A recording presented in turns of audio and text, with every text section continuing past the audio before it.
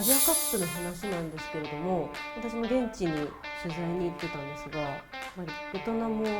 黒瀬さんが率いられていた時にセットプレーから2発日本がやられて、まさにあれは当時分析通りだったんでしょうか。Je ne peux pas me permettre, quand on s'appelle Vietnam, de dire que le Japon possède des faiblesses. Je pense qu'on avait bénéficié d'un concours de circonstances, peut-être un manque de concentration du Japon, ce qui fait partie des failles, justement. Quand je dis que le Japon n'est pas bon sur les coups de pied arrêtés, c'est pas simplement un problème de taille, c'est aussi un problème de concentration, un problème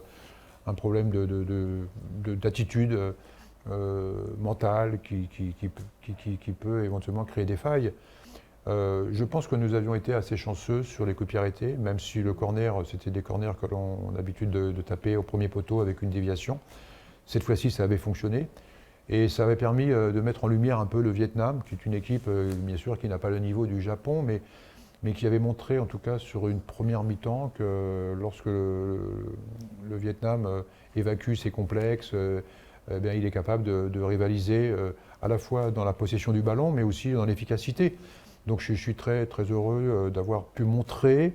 pendant une mi-temps que le Vietnam était aussi un pays qui travaille et qui, j'espère, dans l'avenir, aura les possibilités de se hisser un peu plus haut et pourquoi pas un jour faire une Coupe du Monde. まさに試合後に久保選手がトレシエさんがどういう練習をして日本の対策を練ってきたのか見てみたかったっていうふうに久保選手は言っていて、その実際練習っていうところは日本対策というよりかはしっかりとベトナムに落とし込んだ練習だったってことですかね。Sur ce match, il est évident que si on devait penser aux forces du Japon et si on compare le rapport de force, on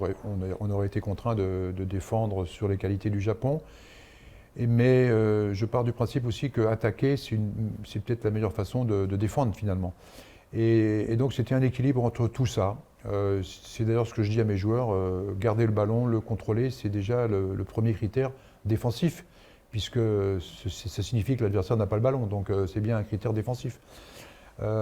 Et donc j'ai éduqué mes joueurs effectivement sur cette capacité à jouer juste, capacité à ne pas perdre facilement le ballon, à faire courir l'adversaire, à être patient, et puis évidemment à créer du désordre pour trouver des solutions pour marquer des buts. Donc tout ça c'est un long procédé, qui est facile à expliquer aux joueurs, qui est facile à mettre en place, mais après il y a quand même l'individu, l'expérience, la qualité, le talent qui font la différence. Et le Japon possède des joueurs plus talentueux et plus expérimentés qu'au Vietnam. Mais c'était ma volonté d'essayer effectivement de rivaliser sur la possession. Et je pense que les Vietnamiens en ont pris conscience parce que c'est un match qui a été bien marqué au Vietnam. Malgré la défaite, on est resté sur une note positive. アジアカップで日本はベスト8で敗れて、その後から3バックを採用するようになって今の形になったと思うんですけれども、トレシーさん自身も1998年に日本代表の監督になられた際にはちょっとね時代を先取りするようなフラット3を採用されましたけれども、今の日本代表のこの3バックと何か共通点だったりとかあったりしますか？ Non, c'est un système qui peut être comparé. Disons que moi, je mettais plus l'accent sur l'alignement, sur la compression, la décompression, c'est-à-dire que beaucoup plus sur la défense du ballon plutôt que sur la défense de l'homme. Le principe des trois et de l'alignement, c'est de dire est-ce que c'est pas mieux de faire un pas en avant pour mettre en position de hors-jeu l'adversaire ou bien rester à ses côtés et essayer de gagner son duel. Donc comme le Japonais, à mon époque, n'était pas un joueur qui possédait des caractéristiques et une mentalité défensive, j'ai trouvé donc un substitut, c'est-à-dire qu'il fallait qu'on trouve un autre moyen de récupérer ce ballon et c'était de limiter la profondeur, c'était un alignement qui nécessitait beaucoup d'intelligence des joueurs et donc il fallait à la fois des valeurs défensives, mais il fallait aussi des valeurs de relance parce qu'il faut aussi que ces joueurs-là soient capables de jouer juste. Et donc on peut comparer. Je pense que l'alignement de Moriyasu est différent du mien. On ne sent pas qu'il y a cette notion de de trappe, notion de piège. Voilà, ça se situe, mais on retrouve toujours la volonté de jouer juste. Peut-être pas suffisamment. Si j'avais une critique à faire, notamment sur les trois centraux japonais, on l'a vu contre le Ghana, où c'est un match où le Japon possède le ballon.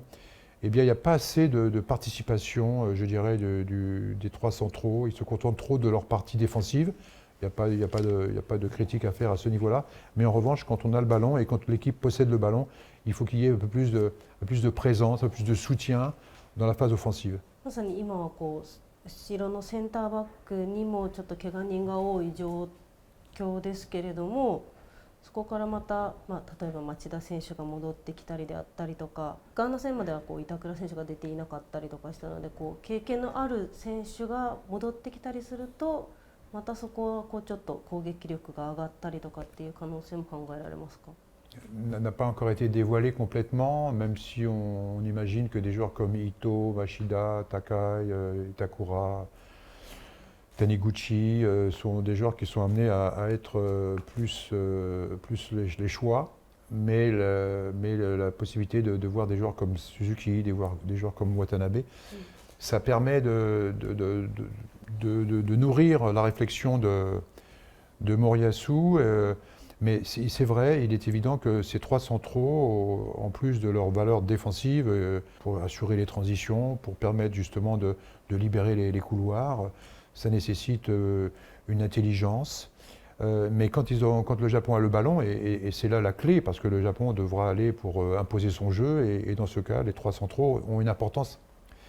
Ne serait-ce que pour ressortir le ballon lorsque c'est bloqué à droite, ressortir par l'arrière. Et ces trois centraux ont un rôle très très important justement pour assurer les meilleurs choix, pour alimenter l'attaque. Et j'ai trouvé que des joueurs comme Watanabe, Suzuki, qui ont montré des valeurs défensives, sont trop scolaires, trop simplistes dans la valeur offensive. Et c'est peut-être là qu'il va falloir trouver des joueurs un peu plus matures, surtout si on veut passer un cap en Coupe du Monde. まさに課題も残る中ですが、ワールドカップまで、約半年になりました。日本は、初めてのベスト8以上を目指して戦っていくわけですが、トルチエさんの目から見られて、実際日本はどれぐらいまでいけると思われますか？ Si on tombe le Brésil, on a l'impression que c'est une montagne à gravir, alors que si on tombe 先発の11人送り込むとしたら誰を送り込みますか？ il faudrait que je demande à l'intelligence artificielle. AI を使って聞いていいですか？